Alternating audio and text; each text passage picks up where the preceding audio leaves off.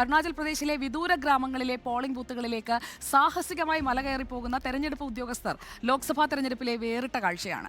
22 kilometre കാൽനടയായി സഞ്ചരിച്ചാണ് polling booth ഒരുക്കിയത്. സിയാങ് ജില്ലയിലുള്ള ഗേറ്റ് എന്ന ഗ്രാമത്തിലെ പോളിംഗ് ബൂത്തിലേക്ക് എത്താനാണ് ഉദ്യോഗസ്ഥ സംഘം സാഹസിക യാത്ര നടത്തിയത്.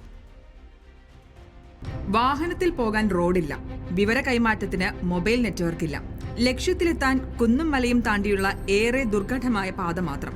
അരുണാചൽ പ്രദേശിലെ വെസ്റ്റ് കമ്മിങ് ജില്ലയിലുള്ള ബോണ്ടില നിയമസഭാ മണ്ഡലത്തിലെ ഒരു പോളിംഗ് ബൂത്തിലേക്കാണ് ഉദ്യോഗസ്ഥർ ഇത്രത്തോളം ദൂരം നടന്ന് എത്തിച്ചേർന്നത്. സിയാങ് ജില്ലയിലെ പയും അഡ്മിനിസ്ട്രേറ്റീവ് സർക്കിൾ ആസ്ഥാനത്ത് നിന്ന് 60 കിലോമീറ്റർ അകലെയായിരുന്നു പോളിംഗ് ബൂത്ത്.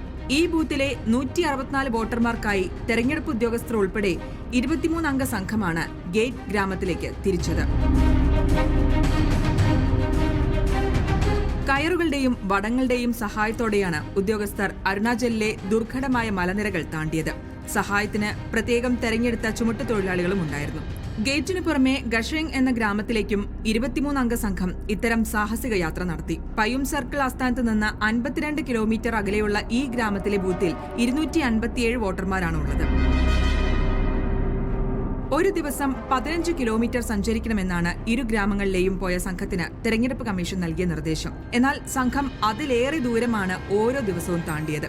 സാധാരണഗതിയിൽ ഓരോ പോളിംഗ് ബൂത്തിലേക്കുമുള്ള ഉദ്യോഗസ്ഥരെ ക്രമരഹിതമായി കമ്പ്യൂട്ടറാണ് തെരഞ്ഞെടുക്കുക. എന്നാൽ ഈ ഗ്രാമങ്ങളിലെ ബൂത്തിലേക്കുള്ള ഉദ്യോഗസ്ഥരെ ശാരീരിക ക്ഷമത പരിശോധിച്ച് പ്രത്യേകമായാണ് തെരഞ്ഞെടുത്തത്.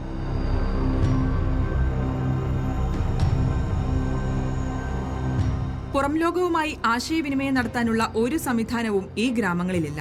അരുണാചൽ പോലീസ് 3 ദിവസം സഞ്ചരിച്ച് ഗ്രാമങ്ങളിലെത്തിയാണ് പോളിംഗ് ഉദ്യോഗസ്ഥർക്കായി വയർലെസ് സംവിധാനം സ്ഥാപിച്ചത്. തെരഞ്ഞെടുപ്പ് കമ്മീഷനാണ് ഈ ഉദ്യോഗസ്ഥരുടെ സാഹസിക യാത്രയെക്കുറിച്ചുള്ള വിവരങ്ങൾ സാമൂഹിക മാധ്യമങ്ങളിൽ പങ്കുവച്ചത്. Election desk reporter.